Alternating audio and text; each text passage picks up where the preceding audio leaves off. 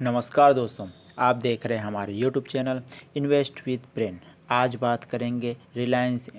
Industries के जो मालिक हैं मुकेश अंबानी के जो प्लानिंग है, जो इलेक्ट्रिक व्हीकल की जो बैटरी बनाना चाह रहे हैं उसके बारे में हम चर्चा कर लेंगे। और बात करेंगे कि क्यों वे जो है ईवी बैटरीज़ के क्षेत्र में उतरना चाह रहे हैं, उस कंपनी में उतरना चाह रहे हैं, और किन किन कंपनियों को इससे फ़ायदा हो सकता है और नुकसान हो सकता है इनके इस क्षेत्र पर बिजनेस करने से, उसके बारे में भी चर्चा करेंगे। क्या इस न्यूज़ से क्योंकि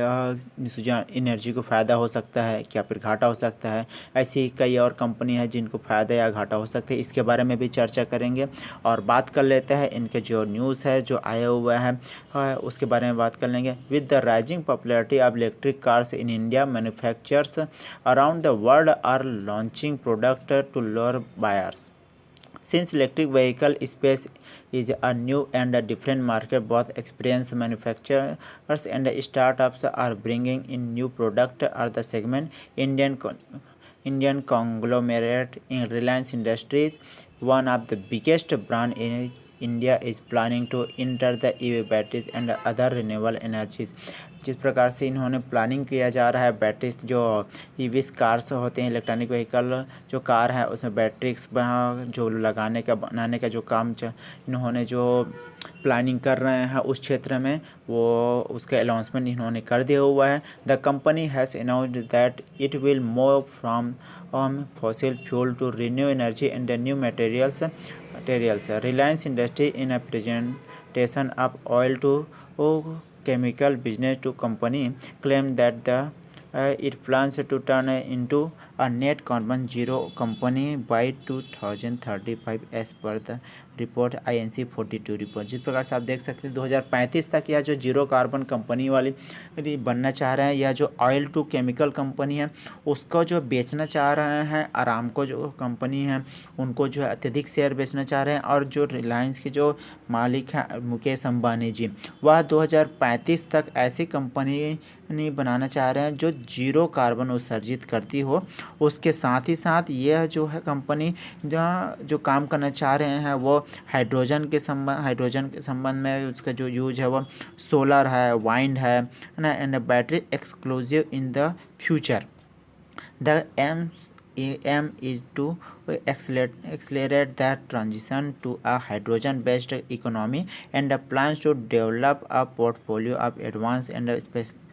स्पेशलिटी मटेरियल्स, जैसे कि ये जो बोल रहे हैं हाइड्रोजन फ्यूल, सोलर का हो गया, वाइंड एनर्जी हो गया, इस क्षेत्र में काम करना चाह रहे हैं। इससे इसका मतलब यह है कि इस पे हो सकता है कि इसमें सुजलान एनर्जी जैसे कंपनी को फ़र्क पड़े, या फिर हो सकता है कि जो फैले हुए कंपनी है जैसे सुजलान एनर्जी उनको, यह मैं ये नहीं कह रहा हूँ कि वो खरीदेंगे, लेकिन जैसे जिस प्रकार से कंपनी अभी चल रहा है, बैंक उसको जो मौका दे रहा है कंपनी इन्हीं को अपने आप को बचाए रखने के लिए, तो हो सकता है कि जो कंपनी जो फैले हुए उसको यह खरीद ले, और उस क्षेत्र पर जैसे कि वाइन इन्होंने लिखा हुआ है तो उसमें एक तरीके से उनको खरीद कर जो है अपने कंपनी में जो है मिला ले, और इस प्रकार से काम करने का शुरुआत कर ले, क्योंकि वाइन इसलिए लिखा हुआ है इस कारण से करें। ये इसमें कोई न्यूज़ में मेंशन नहीं है जो बता रहा है, एक मेरी ये सोच है जिस प्रकार से यदि न्यूज़ पर दिखाई दे रहा है, न्यूज़ पर सुनाई दे रहा है, इस प्रकार से हम देख सकते हैं। जैसे कि आपको सभी को पता है कि जो जामनगर गुजरात क्षेत्र है वहाँ पर सिंगल साइड जो रिफाइनरी है वो वहाँ पर स्थित है, और उसका जो क्रूड ऑयल रिफाइनरी कैपेसिटी है वो 1.4 मिलियन बैरल्स प्रति डे का है। और इस कंपनी को बेचने के लिए जो शेयर्स है उसके अरामको से वैसी अरामको कंपनी से वैसी ही बात हो रहा है जो सऊदी अरेबिया के जो कंपनी है। और साथ ही साथ ये देखा जाए जो O2C कंपनी का जो प्लान्स है उस पर यदि कहा जाए तो are the develop high value proteins nutraceuticals से advantage other material and fuel से। जो रिटेल के बिजनेस है उसके अलग जो कपड़ा व्यापार और जी के इन क्षेत्रों को वह अलग करने जो चाह रहे हैं, और ऑयल टू केमिकल जो वाली जो कंपनी है उसको रिटेल का अलग करने चाह रहे हैं, तो इसके संबंध में काम कर रहे हैं। और साथ ही साथ यदि कहा जाए तो आज की डेट पे इन्होंने फिर से जो ऐलान किया हुआ है एवी बैटरीज़ का, यह एक यदि कहा जाए तो मील का पत्थर यहाँ पर साबित हो सकता है। दूसरी चीज़ देखें तो क्षेत्र में उतरने का भी ये भी कारण है कि जैसे कि आपने देखा हुआ है कि कई कई सिटीज़ पर ऑलमोस्ट 100 जो है पहुंच चुका है पर लीटर जो पेट्रोल का प्राइस है, और कहीं कहीं पर क्रॉस भी कर चुका है। तो जिसके कारण से इनको इस क्षेत्र पर उतरने का यहाँ पर चांसेस मिल रहा है। और जैसे कि प्राइम मिनिस्टर साहब ने यहाँ पर कहा भी था कुछ दिनों पहले कि even Prime Minister Narendra Modi blamed the previous government for not taking steps to reduce the oil import to India a few days ago in this report। इसके साथ ही साथ जो नितिन गडकरी सर हैं, उन्होंने भी ईवीएस बैटरी के लिए कहा था कि जो 10,000 ईवीएस बैटरी है वो यूज हो रहा है दिल्ली पे, जो 30 करोड़ का स्पेंड होता है फ्यूल, उसको जो है वो सेव कर रहा है वह एक मंथ में। और इसके साथ ही साथ गडकरी सर ने उन्होंने यह भी कहा हुआ है कि वो जो है खुद भी यहाँ पर ऑफिशियली रूप से इलेक्ट्रिक व्हीकल का उपयोग कर रहे हैं। और दूसरे दिल्ली गवर्नमेंट ने भी अनाउंस किया हुआ है कि वो कुछ महीनों में जो इलेक्ट्रिक व्हीकल है उसका ऑफिशियली रूप से वो उपयोग करने